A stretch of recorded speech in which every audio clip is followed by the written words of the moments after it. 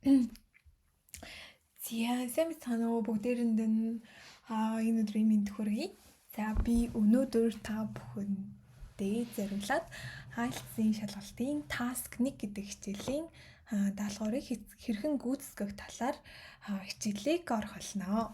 За IELTS маань өөрөө хоёр төрлийн эссе бичүүлдэг. Хамгийн эхний эссе болохоор зураглал, өгөгдсөн зураглалыг тайлбарлаж бичдэг бол IELTS-ийн task 2 эссе болохоор тухайн өгөгдсөн сэдвийн дагуу 250 өгтөй эссе бичих ийм даалгавар өгдөг байгаа. За эхлээд хэдүүлээ task 1-ийн талаар ярьцгаая. За task 1 маань болохоор иймэрхүү зураглалуудаас бүрддэг гэсэн. За хамгийн эхний зураглал болохоор энэ дээр харж байгаачлан bar chart гэдэг одоо зураглал орж ирж болно. За дараа нь болохоор ийм line graph гэдэг зураглалаас орж ирж болно гэсэн үг. За дараагийнх нь болохоор ийм table орж ирж болно. За table орж ирж болно. Дараагийнх нь болохоор ийм pie chart-уудаас орж ирж болдог. За үүний дараа diagram бас орж ирж болно. Diagram гэдэг нь болохоор тухайн зүйл хэрхэн үүсэн бүтэж байгаа зураглалыг харуулсан байх юм бол түүнийг diagram гэж нэрлэнэ. За дараа нь болохоор газрын зураг бас орж ирж магадгүй. За газрын зураг дээр болохоор 1970 он болон одоо үеийн байдлыг харуулсан хоёр зураглалыг харуулсан зураглал орж ирж болно гэсэн үг. За мөн ийм хоёр одоо юм өөр pie chart эсвэл bar chart хоёр хамтдаа орж ирэх бас магадaltaй байдаг гэсэн. За тэгэхээр эдгээр маань ингээ 2 3-лаа орж ирэх юм уу гэвэл үгүй зөвхөн эдгээрийн нэг нь л орж ирнэ гэсэн үг шүү дээ. Бүгдээрээ нэг нь л орж ирнэ гэсэн үг. Гэхдээ эдгээр зураглалууд маань өөр өөрийн гэсэн нэртэй байгаа учраас зураглал болгон дээр шалгалтанд орохоос өмнө нэг сампл эссе бичсэн байвал айгүй сайн байдаг шүү дээ. За тэгээд эссег хэрхэн эссен дээр ямар шаардлагууд тавигдах вэ гэхлээр тухайн өгсөн даалгаврыг хэр зөв хийсэн утга бүтцийн хувьд хэр ойлгогдож байгаа эсэг за мөн тэгээд grammar mistake дүрмийн алдаа хэр гаргаж байгаа эсэг гэх мэтчлэн маш олон шалгууруудыг шалгадаг учраас анхнаасаа бичихдээ маш цэгцтэй дүрмийн алдаа баг гаргаж бичих хэрэгтэй. За тэгээд хамгийн түрүүнд өгсөн энэ зураглалыг харуулцгаая. За энэ зураглал маань болохоор bar chart-ын тийм ээ. За тэгэхээр ийм зураглал шалгалан дээр нь орж ирсэн байлаа гэж бодъё. За тэгэнгүүт энэхүү өгүүлбэрийг paraphrase хийн гэсэн. Paraphrase гэдэг маань болохоор өгөгдсөн өгүүлбэрийг өөрийнхөө үгээр буюу өөр адилхан утгатай үгээр нь утга халдагдуулахгүй үгээр нь сольж тавьж байгаа үйл явцыг хэлж байна гэсэн. За хийхээс өмнө мэдээж хамгийн түрүүнд энэ хүү өгүүлбэрээ аягуулсан уншиж ойлгоорой. Тэгэхгүй бол шууд хараад үгийг солино гэдэг бол бас айгүй төвхтэй санагдаад байдаг. Тэгэхээр хамгийн түрүүнд энэ өгүүлбэрээ маш сайн уншиж ойлгоод тэгээд paraphrase хийж эхэлнэ гэсэн. За paraphrase хийснийхээ дараа юу хийх вэ гэхлээр overall гэдэг юм хийх ёстой. Overall гэдэг маань болохоор дүгнэлт гэсэн үг байхгүй? Дүгнэлт гэсэн үг. Тэр нь болохоор ингээд том зураглалаар ямар хуу зүйл өгөгдсөн байна вэ гэдгийг нь л харна гэсэн үг. Тэрнээс биш детальны санааг нь overall дээр бичихгүй. За энэ дээрээс ингээд хэдүүлээ харах юм болвол ингээд өмнө нь болохоор эмэгтэйчүүд нь дандаа өндөр байгаад тэгэхээр за эмэгтэйчүүдийн болохоор ингээд жимс идж байгаа хэрэглээ бол хамгийн өндөр байгаад байгаа юм байна. Тэгвэл дараа нь ингээд шар нь өндөр байна те. Тэгэхээр эрэгтэйчүүд хоёрдугаар хүүхдүүд бас хамгийн бага идэж байна гэх мэтчлээ. Ингээд том зураглалаар нь харж үчнэ гэсэн үг. Тэгхгүйгээр overall дээр ямар нэгэн байдлаар 2001 онд хэдэн хувь байсан, 2002 онд хэдэн хувь болсон энэ төр гэж бол бичихгүй байгаа. Тэгэхээр хамгийн ихэнд paraphrase дараа нь overall хийж гинэ гэсэн үг. За үүний дараа юу бичих ёстой вэ гэхээр para 1, para 2 гэдэг хэсгүүдийг бичих ёстой болчихж байна. За para-ны para 2 дээр юу бичих вэ гэхээр para 2 дээрээ яг детальны хувааж чинь гэсэн үг байхгүй. За жишээлх юм бол пара 1 дээрээ зөвхөн эмэгтэйчүүдийг бичиж болж байгаа бол эрэгтэйчүүд хүүхдүүдийгээ параграф 2 дээрээ бичиж болж байна гэсэн үг. За тэгвэл эмэгтэйчүүдийг жишээлбэл мөн адил 2001-ээс 2003 оны хооронд эсвэл 2003-аас 2005 оны хооронд гэх мэтчлэн ийм байдлаар бичиж болно. Тэрнээс биш бол 2001 он тийм байсан, 2002 он тийм болсон гэд нэг бүрчлэн давтаж бичгээсээ илүүтэйгээр ингэж жоохон бадсийгээ бичвэл айгүй сайн байна гэсэн үг шүү да. Гэхдээ нөгөө үгийн тоондоо бас мэдээж хүрэх хэрэгтэй. Ингээд хамаагүй детальны бичихгүй гэдэг үгийн тоонд бага бичиж бас болохгүй. За дараа нь яах вэ гэхээр эрэгтэйчүүд хүүхдүүдийгээ дараагийн параграф дээр бичиж болж байна гэсэн. За тэгэхээр эхнээс нь дахиад хэлье. Хамгийн ихэнд гүйцэтгэхдээ энийг paraphrase хийн. Дараа нь overall хийн. Overall гэдэг маань дүгнэлт гэсэн үг. За дараа нь параграф 1, параграф 2.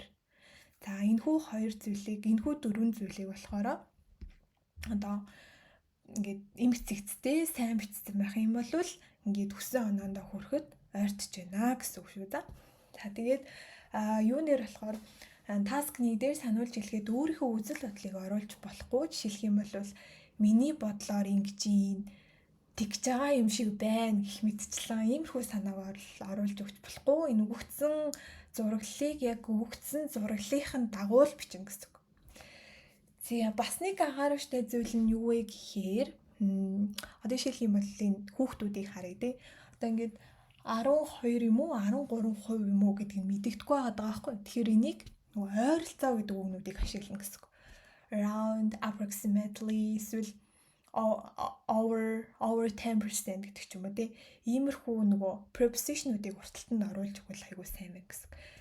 За хэрвээ 16, 17, 8 гэдэг өгдсөн байвал яг мэдээж хуваар нь бичиж болно. Гэхдээ хувь нь яг тэгж өгдөөгүй байвал ойролцоо гэдэг үгнүүдийг оролцуулж өгч болно гэсэн үг шүү да. За ингээд bar chart-ыг болохоор bar chart line graph гэдгээрийг болохоор дандаа идэвхтэй цагуудаар бичиж болно.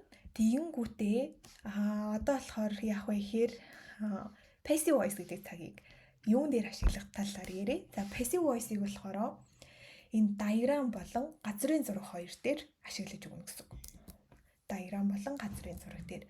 Бусдын дээр нь идэвхтэй цагийг ашиглаж байгаа мөртлөө диаграм болон газрын зураг хоёр дээр дандаа passive voice-уудыг ашиглаж байна гэсэн үг шүү да. За тэгээд хэрвээ present simple tense байх юм бол present simple tense-ийн passive voice хэрвээ өнгөрсөн цаг дээр өгөгдсөн байх юм бол өнгөрсөн цагийн passive voice-оор бичнэ гэсэн үг байна. За тэгэхээр ихэнд нь болохоор энэ зураглалаа одоо идэвхтэй цагаар бичгээр нь үү, идэвхгүй цагаар бичгээр нь үү гэх мэтчлэн байдлыг нь харах хэрэгтэй. За хэдүүлээ ахаа буцаад нөгөө зураглал руугаа ирцгээе. За мэдээж хамгийн түрүүнд энийг уншаарай гэсэн шүү дээ. За энийг уншчаад доотлын хэсэг дээр яаж бичсэн байгааг харцгаая. За энэ дээр болохоор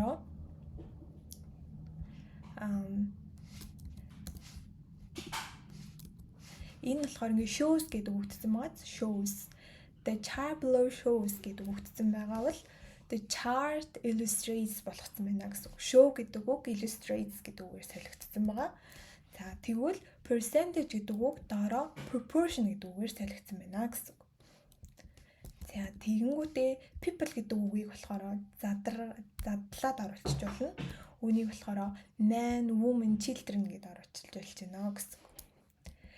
За мэдээж нөгөө UK болов солигдохгүй учраас United Kingdom-ийн хിവэр нь чинь.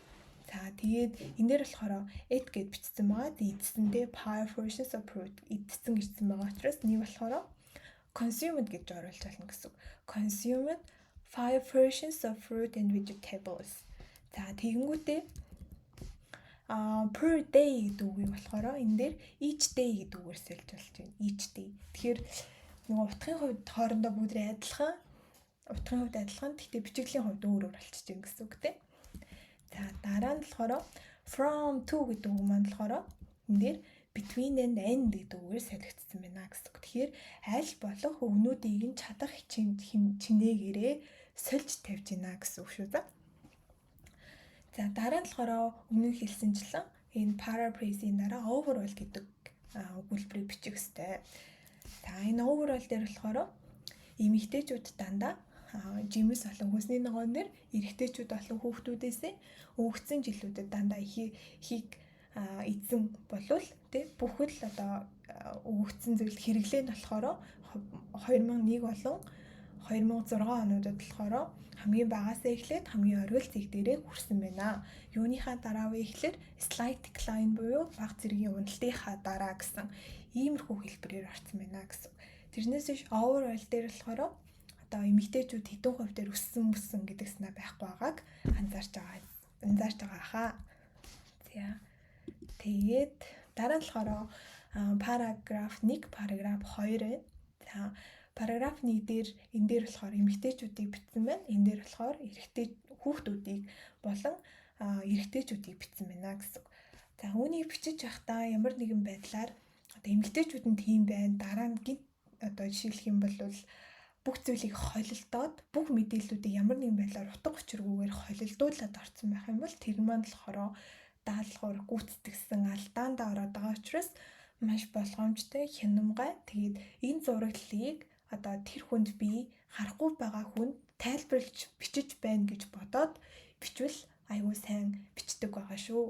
За тэгээд өнөөдрийнхөө хичээлээр та бүхэндээ хэрхэн task 1-ийг бичих талаар заалаа. Тэгээд дараагийн хичээлдээр мөн адилхан task 1-ийн одоо бас бусад одоо өгүүлбэр зүйн бүтэц гэх мэтчлэн мөн task 2-ын эсэний бүтцийн хувьд ямархуу байдалтай ордог гэх мэтчлэн хичээлүүдийн талаар оруулах болно. Тэгээд энэ хүртэл үзсэн та бүхэндээ баярлалаа. Баяртай.